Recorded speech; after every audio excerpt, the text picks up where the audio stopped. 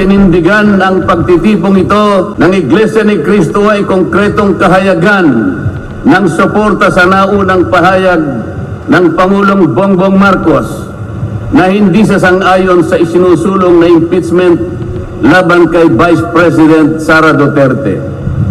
Kinatigan din po ng Iglesia ni Cristo ang posisyon ng Pangulo na ang impeachment ay hindi makapagdudulot ng kabutihan sa buhay ng kahit isang Pilipino.